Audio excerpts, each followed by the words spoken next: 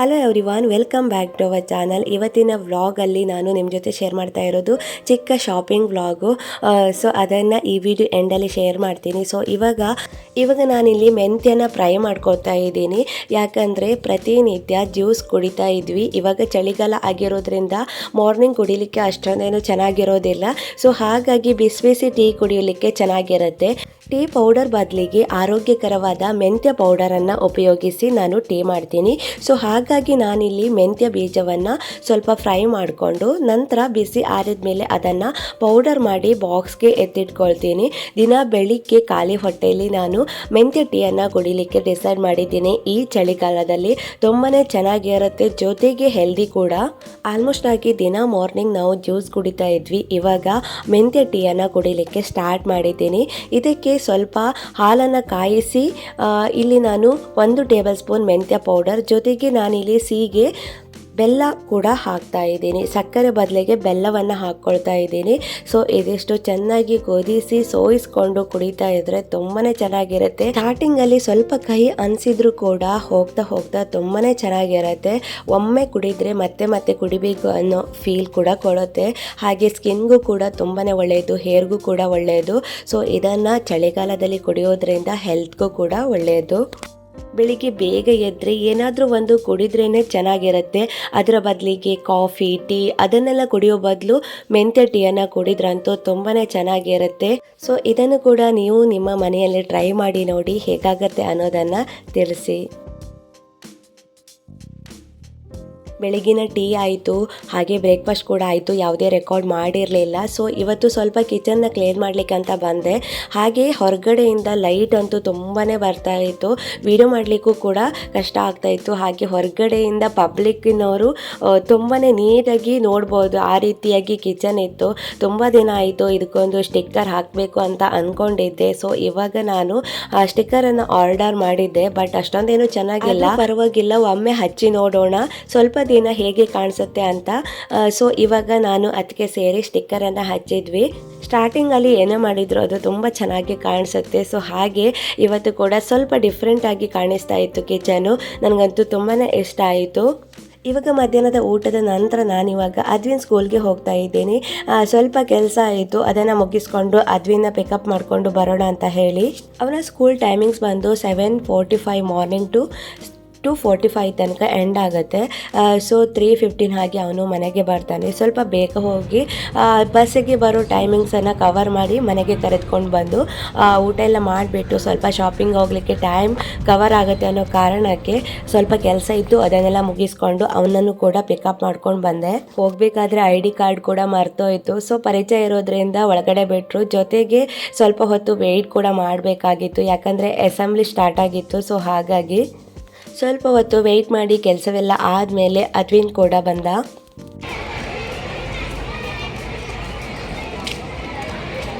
ಅವನಿಗೆ ಗೊತ್ತೇ ಇರಲಿಲ್ಲ ನಾನು ಬಂದು ಪಿಕ್ ಮಾಡ್ತೀನಿ ಅಂತ ಹೇಳಿ.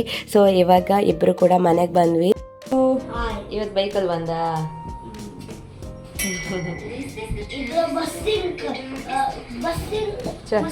ಬಸ್ಸಿನವರಿಗೆಲ್ಲ ಪಿಂಕ್ ಸಿಗುತ್ತೆ, ಅದು ನಾರ್ಮಲ್. ಇವತ್ತು ಬೈಕ್ಗೆ ಬಂದಿದೆ.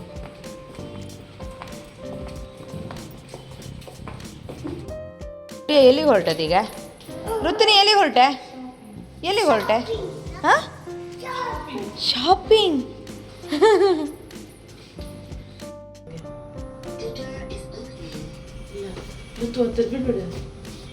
ಇದೆಲ್ಲಿ? 6th ಅಲ್ಲ ಕಾಮ್ರೆ ಹಂಗೆ.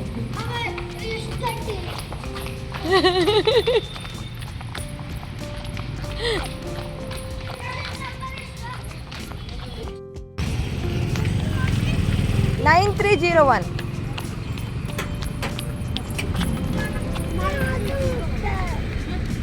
ನೀನು ಈಚೆ ಕುದಿಬೇಕು, ನೀನು ಈಚೆ ಬರ್.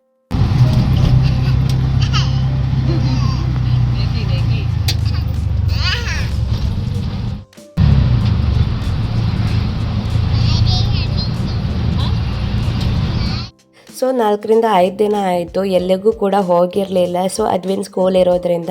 ಸೊ ಇವತ್ತು ಫ್ರೈಡೇ, ನಾಳೆ ನಾಡಿದ್ದು ಅದ್ವಿನ್ಗೆ ರಜೆ ಇತ್ತು. ಸೊ ಹಾಗಾಗಿ ಇಲ್ಲಿ ಹತ್ತಿರದಲ್ಲಿರುವಂತಹ ಮಾಲ್ಗೆ ಹೋಗೋಣ ಅಂತ ಡಿಸೈಡ್ ಮಾಡಿದ್ವಿ.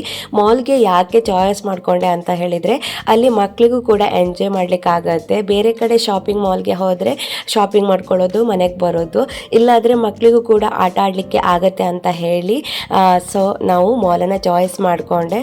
ಸೊ ಇವಾಗ ಮಾಲ್ಗೆ ಬಂದ್ವಿ. ಬಾ ಋತು ಬಾ. ಬಾಯ್ ಬಾಯ್ ಬಾಯ್.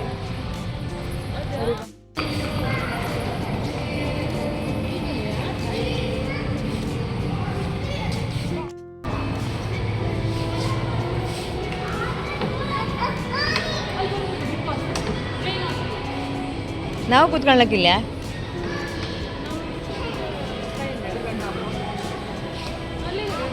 पेरेंट्स भी अलाउड है क्या भैया?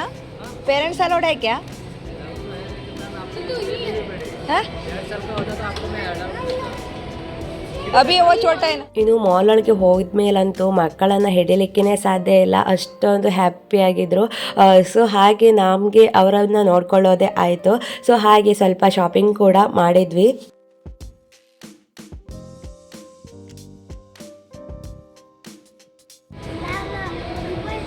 ದುಬೈಗೆ ಹೋಗ್ತೀಯಾ? ಬಾಯ್ ಬಾಯ್.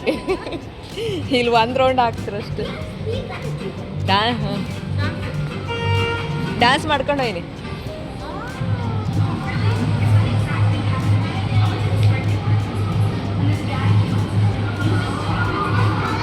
ಬನ್ನಿ ಆಪ ಬೇನ.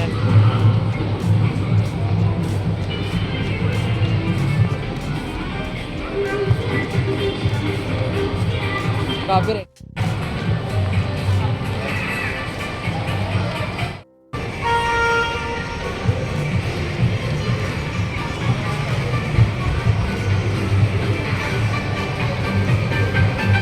ಋತು ಹಾಯ್ ಹಾಯ್. ಋತು ಹಾಯ್. ಅದು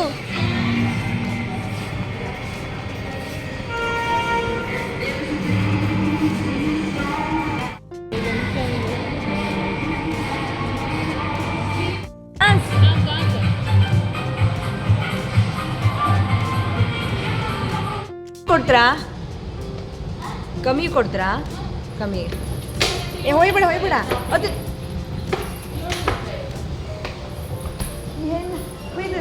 ಹೋಗ್ಲಿ ಮರ. ಅದು ಕಾಣೆ ಬನ್ನಿ. ಹೈಕೋ ಹೈಕೋ.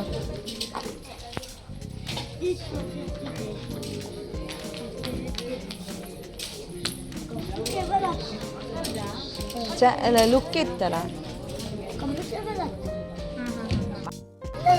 ಗೊಂಬಿ ಕಿತ್ಕೊಂಡಾಗಿತ್ತ. ಮಾಡುತ್ತ ಮುದ್ದು ಮಾಡುತ್ತೆ. ಯಾವತ್ತು ಬೇಡ ಮರೆ.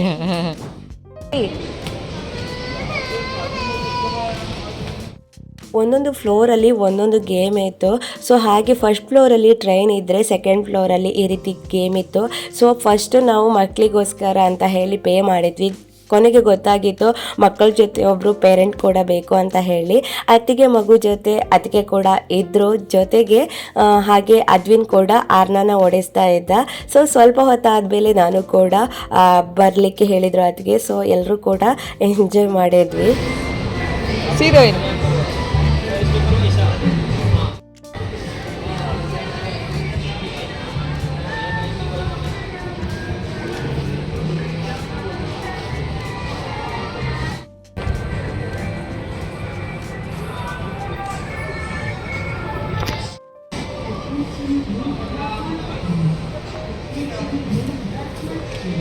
ಅದು ಸ್ಲೋಲಿ ಹೋಗ.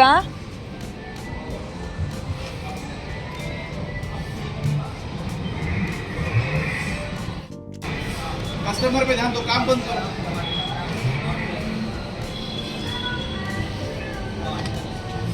ಈ ಕಡೆ ಸ್ಟ್ರೈಟ್ ಸ್ಟ್ರೈಟ್. ಅದು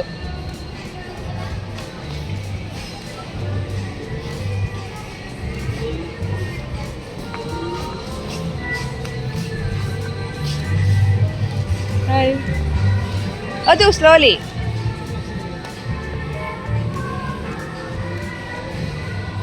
ಹಾಯ್ ಋತು ಹೆಂಗತ್ತ ಅಲ್ಲಿ ನೀವು ಬಿಡಿ ಬಿಡಿ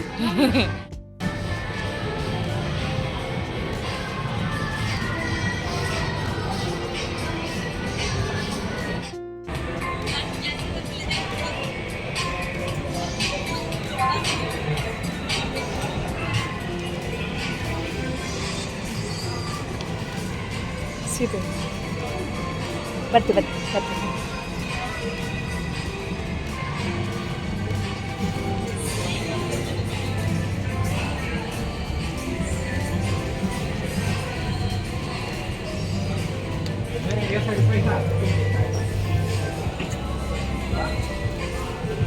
ದಿಕ್ಕಿ ಇಡ ಹಾಂ ತಿರ್ಸಿ ಫುಲ್ ತಿರ್ಸಿ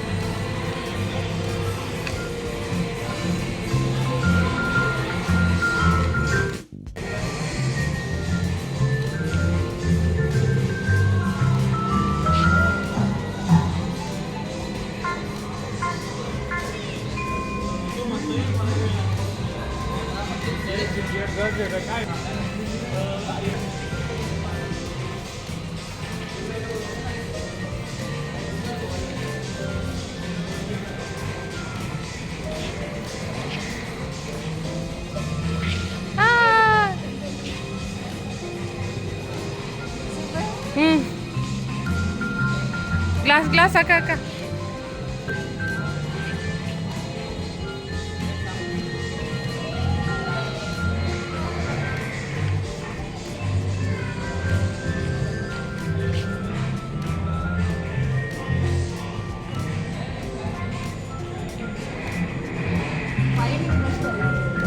ಗ್ಲಾಸ್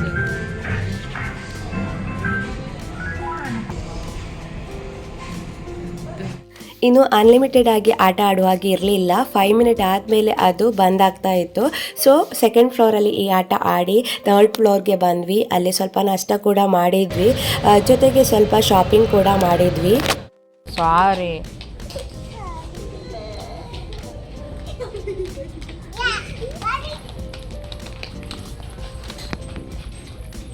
ಇನ್ನು 4th ಫ್ಲೋರಲ್ಲೂ ಕೂಡ ದೊಡ್ಡ ಗೇಮ್ ಇತ್ತು. ಅಲ್ಲಿಗೆ ಹೋಗಬೇಕು ಅನ್ನೋ ಅಷ್ಟರಲ್ಲಿ ಆರ್ನ ಕೂಡ ಸ್ವಲ್ಪ ಬಿದ್ದು ಕೈ ಪೆಟ್ ಮಾಡಿಕೊಂಡ್ಳು. ಸೊ ಹಾಗಾಗಿ ಮತ್ತೆ ವಿಡಿಯೋನೇ ಮಾಡಿಲ್ಲ ಅಂತ ಹೇಳ್ಬೋದು. ಹಾಗಾಗಿ ಈ ವಿಡಿಯೋ ಕೂಡ ಇಲ್ಲಿಗೆ ಎಂಡ್ ಮಾಡ್ತೀನಿ. ಮುಂದಿನ ವಿಡಿಯೋದಲ್ಲಿ ಮತ್ತೆ ಸಿಗೋಣ. Bye bye. Thanks for watching.